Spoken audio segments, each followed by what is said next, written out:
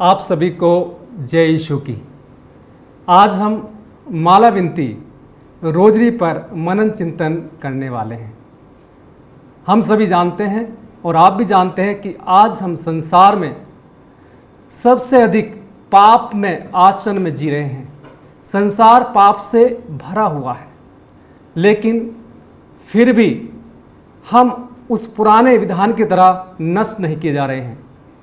हम पुराने विधान में पाते हैं कि जब नोह के समय पाप बढ़ा तो ईश्वर ने जल प्रलय द्वारा सारी सृष्टि को नष्ट कर दिया। इब्राहिम के समय जब पाप बढ़ा तो ईश्वर ने सोदोम और गुमोरा को नष्ट कर दिया।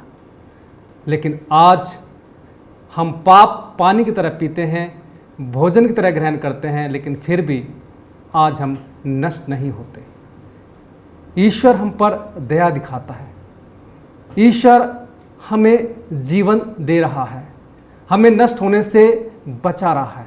इसका क्या कारण है? इस विषय पर मैं आपके सामने संत जॉन बोस्को का एक दिव्य दर्शन रखना चाहता हूँ। संत जॉन बोस्को ने एक दिव्य दर्शन देखा। एक समुद्र में एक बड़ा जहाज आगे बढ़ रहा है, लेकिन उस जहाज पर बहुत सारे छोटे छोटे जहाज हमला कर रहे हैं और वो जहाज जगह जगह से क्षतिग्रस्त हो रहा है। आगे बढ़ते बढ़ते उन्हें दो स्तंभ दिखाई देते हैं और जैसे ही वो उन स्तंभ पे लंगर डालते हैं, ये सारे हमले बंद हो जाते हैं, सारी कठिनाइयाँ समाप्त हो जाती हैं। और वो जो दो स्तंभ थे, उन पे एक पे लिखा होता यूक्रिस्त और दूसरे पे लिखा होता माला विनती, अर्थात जो हमारा यूक्रिस्त बलिदान, पवित्र मिस्सा बलिदान पुरोहित लोग चढ़ाते हैं। लाखों पुरोहित आज संसार भर में इस बलिदान को चढ़ाते हैं। ये प्रभु यीशु इस बलिदान के द्वारा पिता ईश्वर से हमारे लिए दया कमाते हैं, हम पर दया कराने की अर्जी लगाते हैं। और दूसरा है माला विनती। माला विनती पर हम अगर मनन चिंतन करेंगे तो हम पाएंगे कि प्रभु यीशु क्रूस पर मरते हुए कहते हैं कि ये तुम्हारी माता है। एक तरह से उन्होंने हमें उस माँ के हाथों में समर्पित कर दिया है और वो माँ बारंबार अपने बेटे से हमारे लिए मध्यस्थता करती है। मैं इन्हीं विषय पर कुछ मनन चिंतन आपके सामने रख रहा हूँ। पहला हम लोग बोलते हैं रोजरी। ये रोजरी का अर्थ क्या है? हिंदी में हम रोजरी को बोलते हैं गुलाबों की माला या फूलों की माला। और इस विषय पर एक बड़ी कहानी प्रचलित है कि एक मठ में, जहाँ कई ब्रदर फादर लोग साधना करते थे, वहाँ पर एक ब्रदर थे और उन ब्रदर का नियम था कि वो रोज़ प्रतिदिन खाने से पहले रोजरी पढ़ते थे और तब वो भोजन ग्रहण करते थे। एक दिन ऐसा हुआ, किसी कारणवश वो अपनी माला विनती दिन में नहीं कर पाए और जब भोजन का समय हुआ तो उन्होंने अपने इंचार्ज से कहा मुझे रोजरी पढ़नी है और उन्होंने उसे अनुमति दे दी। वो रोजरी पढ़ने के लिए गया, लेकिन काफ़ी देर तक वापस नहीं आया। इस पर जो फादर इंचार्ज थे, उन्होंने दूसरे एक ब्रदर को उसे बुलाने के लिए भेजा। वो भी गया, लेकिन वो भी वापस नहीं आया। बड़ा आश्चर्य हुआ। उन्होंने फिर तीसरे ब्रदर को भेजा और वो भी वहाँ से वापस नहीं आया। कुछ समय पश्चात वो तीनों वापस आए और फादर इंचार्ज ने उनसे पूछा, क्या हुआ? तुम लोग क्यों वापस नहीं आए? और जो साथ में ब्रदर गए थे, बाद में ब्रदर गए थे, उन ब्रदर ने वहाँ की उस घटना का विवरण इस प्रकार प्रस्तुत किया कि फादर जी, जब हम वहाँ गए तो हमने देखा ये ब्रदर, ये हमारा भाई घुटने पर आंखें बंद करे हुए बड़ी भक्ति भाव से रोजरी माला विनती पढ़ रहा है और इसके सामने साक्षात रूप में माता मरियम बैठी हुई है, बालक यीशु को गोद में लिए हुए, और दो फरिश्ते एक दाएं और एक दाएं वहाँ खड़ा हुआ है। और जब ये हे पिता हमारे की प्रार्थना बोलता है तो इसके मुंह से सफ़ेद रंग का गुलाब निकलता है और एक फरिश्ता उस गुलाब को उठाकर माँ मरियम के सिर के ताज में लगाता है। और जब यह प्रणाम मरिया की प्रार्थना बोलता है तो इसके मुंह से एक लाल गुलाब निकालता है और माता मरियम जो फरिश्ता खड़ा हुआ है माता मरियम के साथ में, वो उसे उठाकर माता मरियम के ताज में लगाता है। और जब हमने ये सुंदर दृश्य देखा तो हमारी हिम्मत नहीं पड़ी कि हम इसे टोके, इसे कुछ कहें, और हम भी उसमें लीन हो गए, हम भी उस दर्शन में लीन हो गए, हम भी माँ मरियम की भक्ति में लीन हो गए।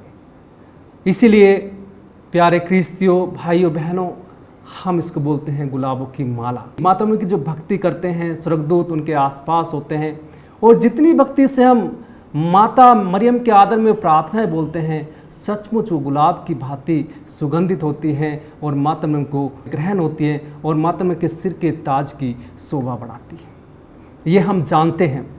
पुराने विधान में जितने भी प्रतीक हैं, माता मरियम को नबियों की रानी भी कहा जाता है, क्योंकि जो पुराने विधान में प्रतीक हैं वो नए विधान में सिद्ध हो जाते हैं।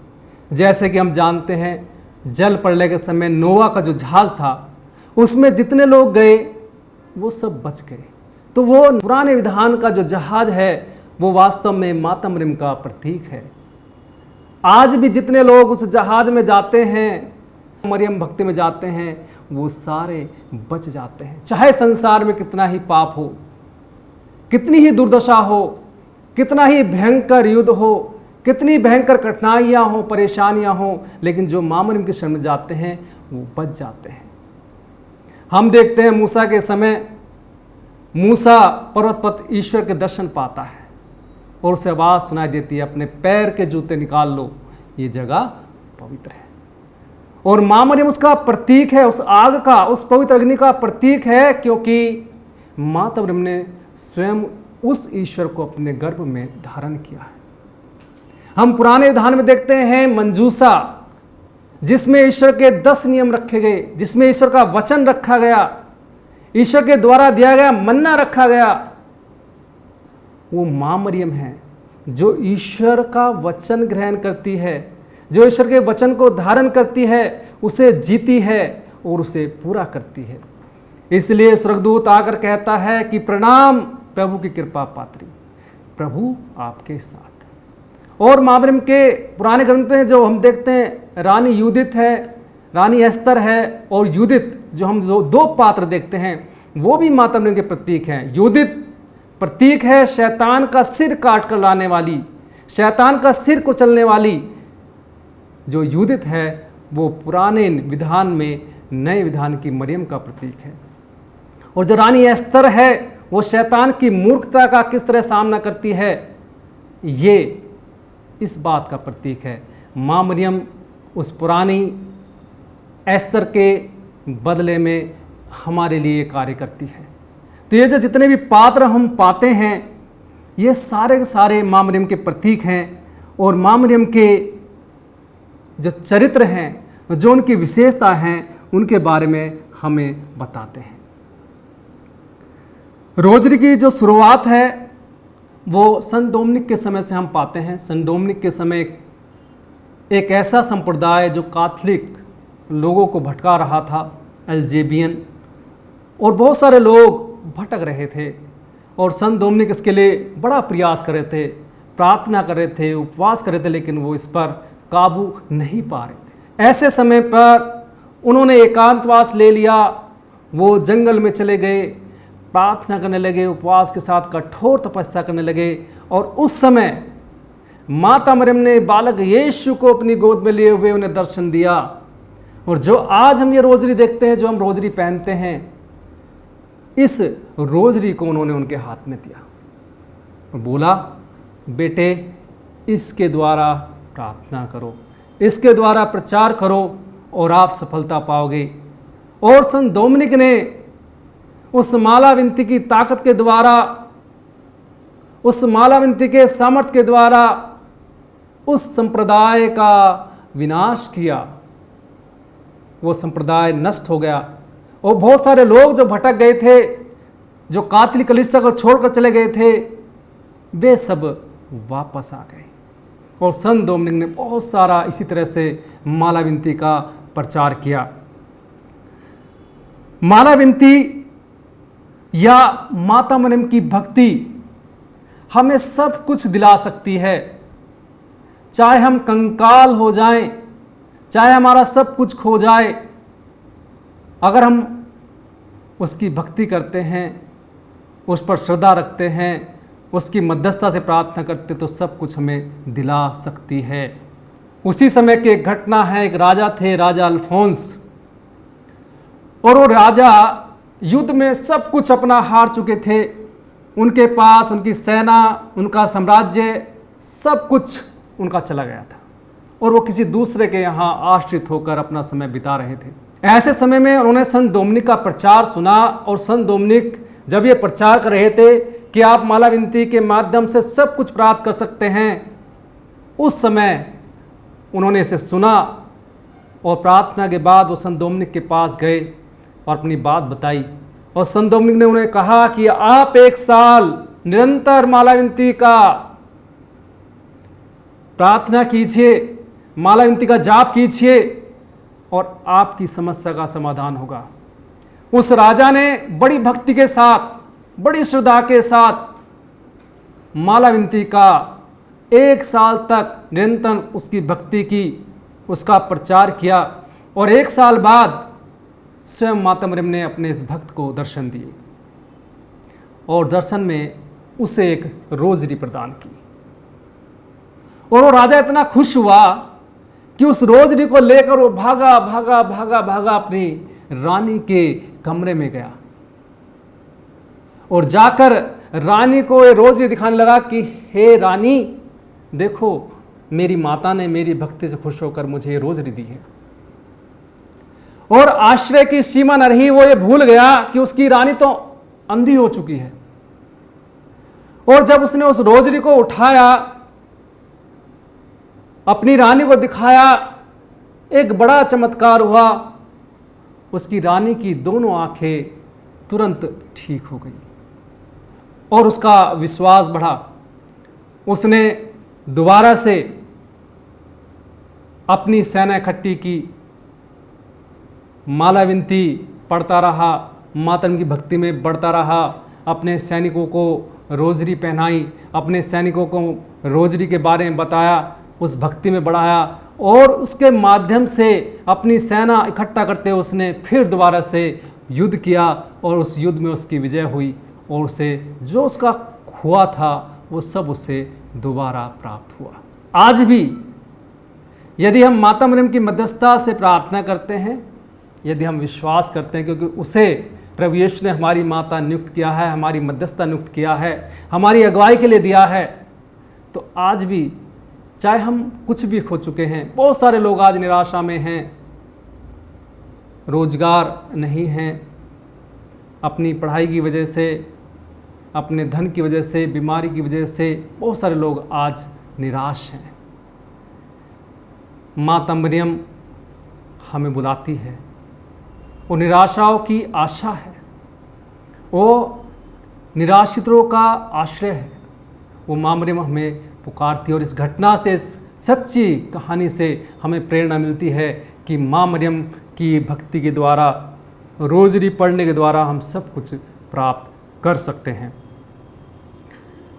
माता मरियम नरक से भी वापस ला सकती है।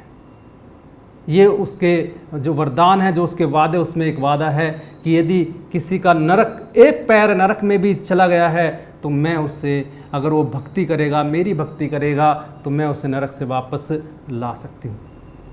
और इसका खुलासा कब हुआ? इसका खुलासा हुआ संत डोमिनिक के समय। एक ऐसा व्यक्ति उनके पास लाया गया जिसमें 1500 दुष्ट आत्माएं थी, जो माँ मरियम की घोर आलोचना करता था, जो एल्जेबियन संप्रदाय के संपर्क में बढ़ रहा था, और वो 1500 दुष्ट आत्माओं से घिर जाता है, उसकी दशा खराब हो जाती है। लोग उसे पकड़कर संत डोमिनिक के पास लाते हैं कि इसके लिए प्रार्थना करो। और जब वो प्रार्थना करने लगते हैं तो शैतान भयंकर रूप दिखाने लगता है। संत डोमिनिक घुटने टेकते हुए बड़े आग्रह से माँ मरियम की भक्ति करते हैं और उसमें माँ मरियम दर्शन देती हैं अपने राज के दंड के साथ। और वो कहते हैं कि हे माँ, देख ये शैतान कितना परेशान कर रहा है, दुष्ट कितना परेशान कर रहा है। और माँ मरियम उसके सिर पर वो राजदंड मारती है कि बोल, मेरा बेटा जो पूछता है उसे बता। और उस समय वो शैतान, वो दुष्ट आत्मा ये सारे रहस्य बताती है कि अगर हम किसी से डरते हैं तो वो है माता मरियम। यदि कोई हमारा ज़्यादा नुकसान करता है, यदि कोई हमारे गढ़ों को ध्वस्त करता है, तो वो है माता मरियम, उसकी भक्ति करने वाले लोग। और संत डोमिनिक उसके लिए आग्रह से प्रार्थना करते हैं कि हे माँ, इस बच्चे की मध्यस्थता कीजिए। और माँ मरियम उसकी मध्यस्थता करती है और वो ठीक हो जाता है। जलते हुए आग के कोयले के रूप में 1500 दुष्ट आत्माएं उसके शरीर से निकलती हैं। ये है माँ मरियम की ताकत, कि माँ मरियम की भक्ति में वो ताकत है। उसे अधिकार मिला है शैतान का सिर कुचलने का। प्रकाश नगर में जो शैतान को बांधने वाली जंजीर है वो है हमारी रोजरी, वो है हमारी माला विनती। और हमारा इस पर विश्वास होना है। एक राजा थे, उनका भी नाम अल्फोंस था। तो राजा अपने कमरबंद में रोजरी बांधते थे, और जब वो रोजरी बांधते थे तो बहुत सारे लोग, उनके सैनिक, उनके प्रजा के लोग भी रोजरी बांधने लगे। और ऐसा हुआ, राजा का इंतकाल हो गया, राजा की मृत्यु हो गई। और जब वो न्याय के लिए पहुंचे तो पाया कि उनके तो बहुत सारे गुनाह हैं और उनके गुनाह का पड़ला भारी हो गया और उनके नेक कामों का पड़ला जो है हल्का हो गया। तो उस समय उसने पुकारा, हे माँ मेरी सहायता कर। माँ मरियम वहाँ प्रकट हुई और माँ मरियम ने न्याय करने वालों से कहा कि भाई इसने जो रोजरी अपनी कमर में बांधी है वो रोजरी लाकर इसके परोपकार के पड़ले में डाल दी जाए। वो रोजरी लाई गई और पड़ले में डाली गई, और उसका नतीजा ये हुआ कि उसके परोपकार का, उसके पुण्य का पड़ला भारी हो गया। क्योंकि उसके रोजरी बांधने से, क्योंकि वो राजा था, उसके रोजरी बांधने से उसने उस भक्ति को बढ़ाया और बहुत सारे लोग राजा को देखकर माँ मरियम की भक्ति करने लगे थे। वो नरक में जाने वाला था, लेकिन माँ मरियम की भक्ति करने के कारण, माँ मरियम के प्रति प्रेम दिखाने के कारण वो नरक से बच गया। इसी तरह की एक घटना है, संत डोमिनिक के समय एक बहुत ही बूढ़ी अम्मा थी जो बहुत भक्ति में जीवन बिताती थी। सप्ताह में सारी प्रार्थनाएं वो करती थी, उपवास रखती थी, टाट के कपड़े पहनती थी और बहुत सारे लोगों के लिए वो प्रेरणादायक थी। सब पुरोहित, सब लोग उसे बहुत मानते थे। एक बार वो संत डोमिनिक के पास पाप स्वीकार करने के लिए गई और संत डोमिनिक ने अपनी आदत के अनुसार उसका पाप स्वीकार सुना और उसे बोला, अम्मा अपने प्रायश्चित के रूप में एक रोजरी पढ़ लेना। और अम्मा को ये बात चुभ गई। अम्मा ने वहाँ तो कुछ कहा नहीं, लेकिन वो आके अपने वहाँ जगह पर आकर अपने विचार करने लगी कि ये क्या बोल दिया इसने। मैं इतनी भक्ति करती हूँ, इतने उपवास रखती हूँ, इतने तीर्थ यात्राएं करती हूँ, एक रोजरी क्या कर सकती है। लेकिन क्योंकि उसे वो प्रायश्चित के रूप में मिला था, उसने वो रोजरी पढ़ी। और एक दिन ऐसा हुआ जब वो ध्यान लगा रही थी, ध्यान मगन थी, उस समय वो पहुंच जाती है जहाँ पर न्याय होता है। वो अपने दर्शन में देख रही है कि वो उठा ली गई है और उसका न्याय किया जा रहा है। और उसके वो सारे पुण्य जितने भी उसने परोपकार किए, जो उसने भक्ति की, जो टाट ओढ़ी, जो उपवास ओढ़े, वो सारे के सारे कम पड़ गए। तो दूतों ने कहा, चलो भाई इसको नरक की ओर धकेलो। उस समय अम्मा जी को याद आई कि मैंने एक रोजरी पढ़ी है, और उन्होंने कहा कि हे माँ मरिया मेरी सहायता कीजिए। और माँ मरियम प्रकट हुई और माँ मरियम ने कहा कि इसने जो रोजरी पढ़ी है वो रोजरी को लाया जाए। और उस रोजरी के द्वारा वो अम्मा, जिसकी सारी भक्ति कार्य कम पड़ गए और नरक में जाने वाली थी, उसके माध्यम से उस अम्मा जी को बचा लिया गया।